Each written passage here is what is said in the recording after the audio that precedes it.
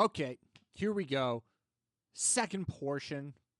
I'm listening to Queen of the Murder Scene song by song. I've already done Dust to Dust, Crimson Queen, and Ugh. Now I am on The One. This is live at Lunario because that's the one that everybody said I should watch, so I'm going to listen to people. Ooh.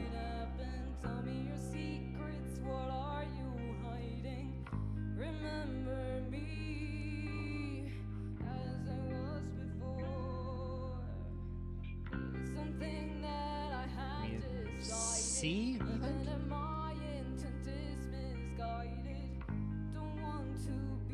Not expecting this.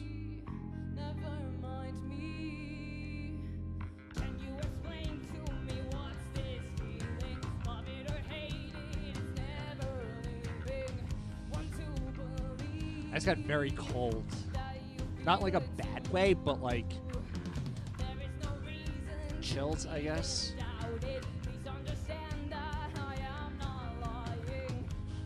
Paulina's such a freaking animal, man. I love her.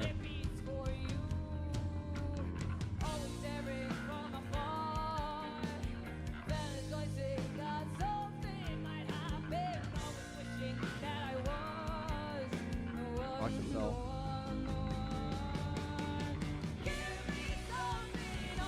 Oh, wow.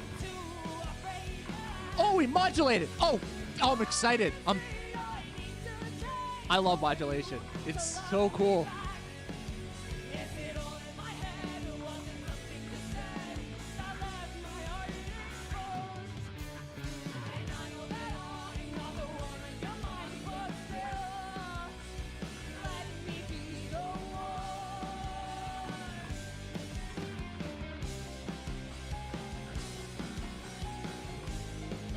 This is kind of more what I thought Queen of the Murder Scene was going to sound like.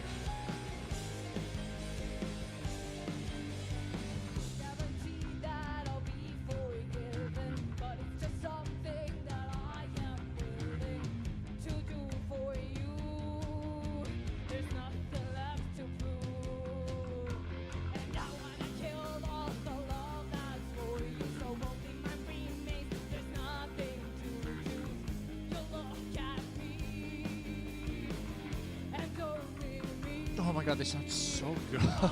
They sound so good.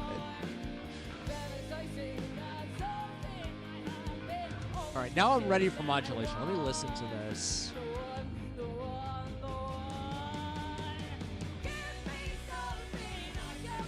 That is awesome. That is so good.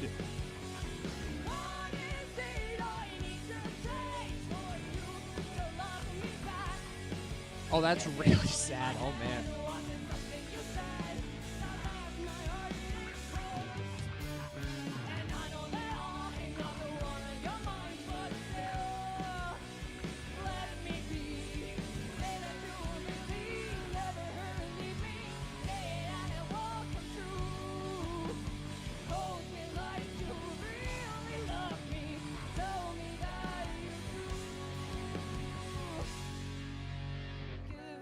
Something I can feel, I'm too afraid to ask.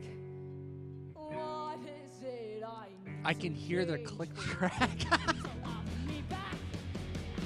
I'm almost positive I can hear their click track. That's funny.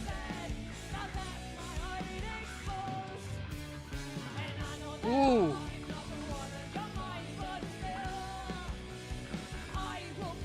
It's amazing how 3 people can just own space like this.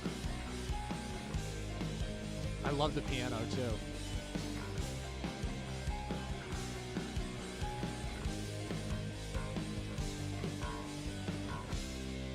Oh, we're done.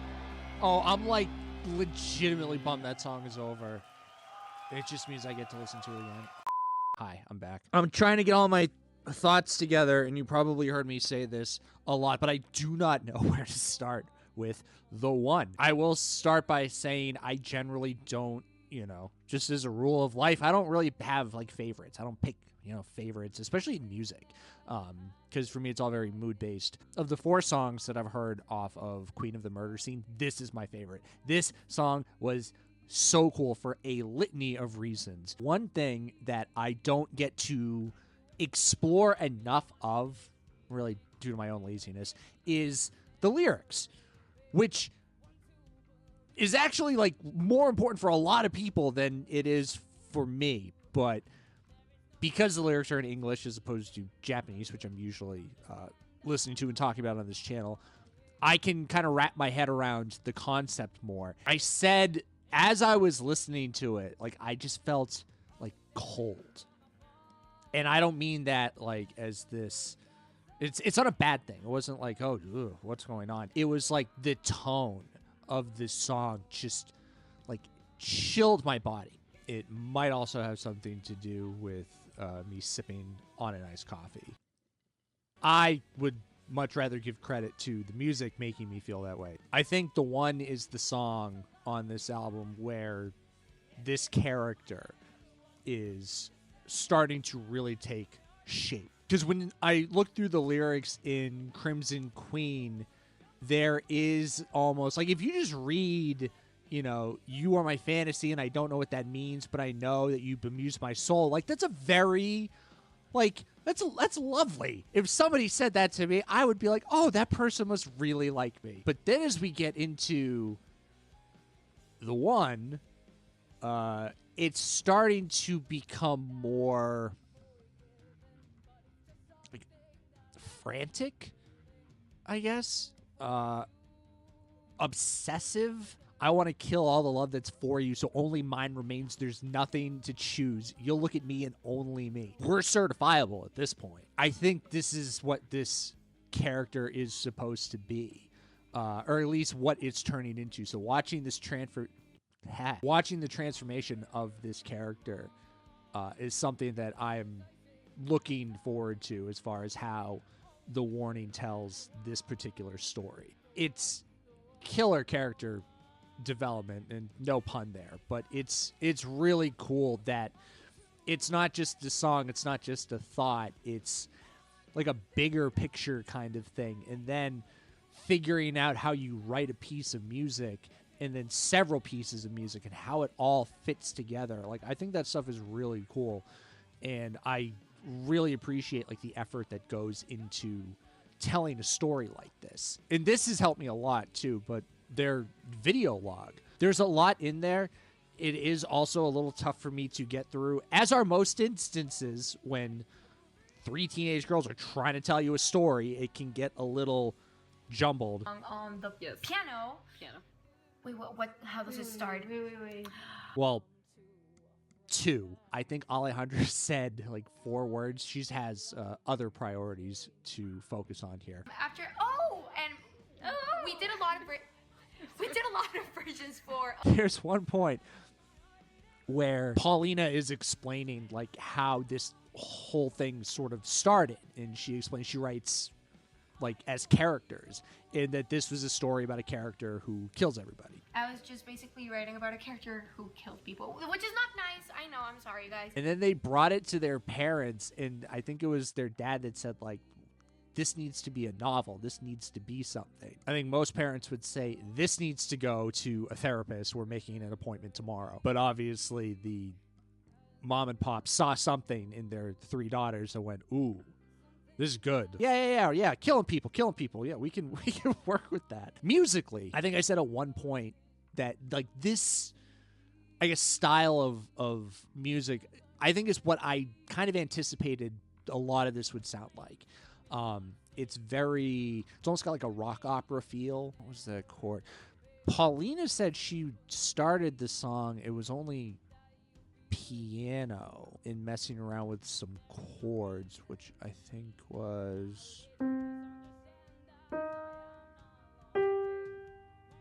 sounds right. It's riding that C note consistently until it goes... to G, I think. No, not G. G flat. or I guess G sharp. No, A flat. This is why I don't music theory. I can't believe I won an award for music analysis. I flipped when we got into modulation. Modulation? A modulation. A modulation. If you've watched any of my videos, well-placed modulation is something I will always flip out over. If you don't know, modulation in music is basically just a key change. So when you're hearing a piece of music, because if you've listened to any amount of music, you might actually have an idea of where a song can go. When you have these sudden key changes, this modulation, for me, it's really jarring. And I think if it's done well, it sounds so good. I think it's hard to write. At least for me, it's hard to write. Because you get something in your head that left my heart exposed. Sorry, focus. You get something in your head that's sort of structured a certain way. And like that's sort of like the outline and the formula, the blueprints, I guess, for writing a song. Because if you've been in one key the entire time, and then it just suddenly changes it, like sometimes it just doesn't fit right. This fit really, really well. The things that I am starting to, I don't ever want to become complacent when I listen to this stuff, but some of the things that I never want to take for granted when I listen to The Warning, really two things. One, the studio stuff is good. The live stuff is unbelievable. It sounds so good, and I think I said something like it really is amazing how, I mean, we're not even three people, like three adult. These are like three kids at this point in their career. Three kids on stage just owning the space around them. And I'm not going to get into the whole body language stuff. I've done that so many times. But their live performances are so strong and literally batting 1,000. Every studio song that you have seen me watch and react to, the live stuff, it's just so killer. I've seen a lot of bands in person that I really like that just don't sound good live. Maybe it was a bad day. I don't know. But I've seen plenty of bands in person that do not live up to the stuff that they're putting out in their studio. The Warning is a band that puts out quality stuff from their studio and then tears the house down when they go on stage. Just the three of them. I never want to take that for granted. I think it's so impressive to consistently play and sound as good as they do on all these live performances that I've seen. The other thing that I have now almost come to expect from these three, their choruses. The songs are good. The choruses are, like, I wouldn't do a thing with them. I wouldn't, like, I listen and I'm like, oh man, do that, or, maybe change that. I wouldn't touch a thing. Your choruses got a hook with your audience. Their ability to write music and write these songs is really, really good. Their choruses are fantastic. I'm just routinely blown away by how well structured they are, how imaginative they are. Again, the key change from the verse to the chorus and then having like this almost like breakdown in the second half of the chorus of the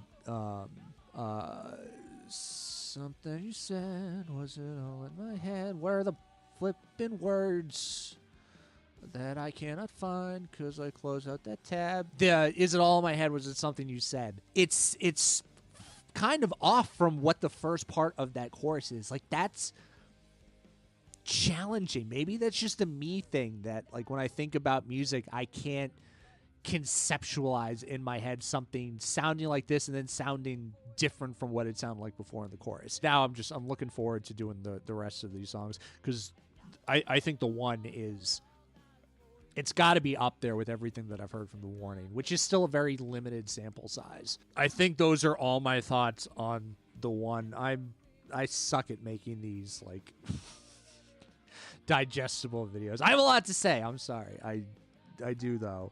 Oh, this is such a good song. I'm going to go learn it.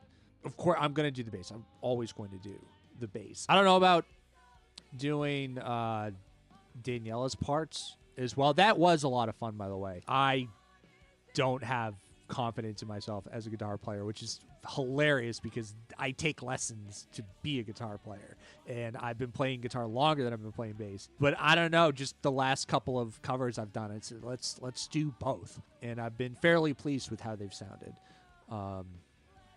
So I don't know. Let me tackle the bass. I think I have a pretty good idea of what Alejandro's playing. There's a couple of fills that might give me some struggles, but other than that, if it's in that kind of, what is it, C natural, D flat kind of progression, I think I'll be able to figure it out fairly quick. That's just a really long way of saying I don't know what we're going to do here next. It's going to be a cover of some kind, I guess.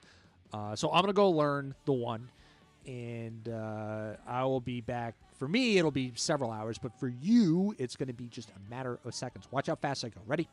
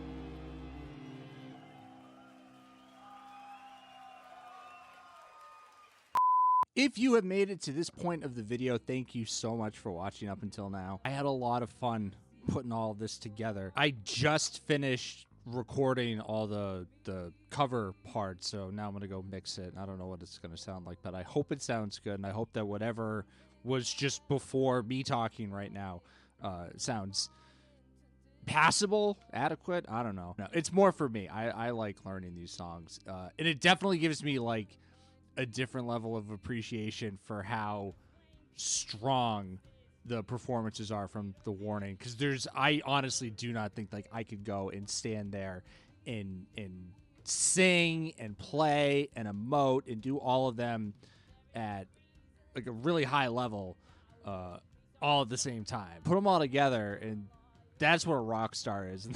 The Warning is full of rock stars. The next song I will do is a song called Stalker. So that's all the Warning stuff for this video. If you're just here for that, again, thank you. All this stuff after is more like personal stuff and channel related stuff, so don't feel like you have to stick around for that. You can hit that X button or go on with your day and all that. Again, thank you for being here. Just kind of want to sit and I don't know, monologue here for a second. This video is my 100th video on this channel, which is, I honestly, for someone as verbose as I am, I don't really have the words to describe what that feels like. I never had like grand plans or aspirations for this channel. It was more of a hobby kind of thing that was a place for me to talk about music and do covers. I have now kind of hit this like nice round number, and it just feels like a good opportunity to like just stop and acknowledge, you know, everybody that has interacted with this channel, everybody that has like given time, which I think is a valuable commodity, has engaged with me, interacted, shared any of this stuff. Like, it's so gratifying. Like, it's one thing to like sit and put something together, you know, as low fidelity as this whole operation of mine comes across, and it is. It's another thing to have it like resonate with people, and to resonate with a lot of people, and being able to find all these like really passionate fan bases who love and like vehemently support the artists that they listen to and they care about. That all these music lovers have been like so kind and like really generous to me. It's just something that I want to stop and like sincerely thank all of you for being here with me or having been here for me, even if it is just a couple of minutes. Like, it still means a lot. I feel like it's time well spent. And something else to wrap my head around, as it so happens, today, where I am wrapping this whole thing up and finishing the editing, is my birthday. I don't usually make a big deal of my birthday. I turned 30-something today. Let's just leave it like that.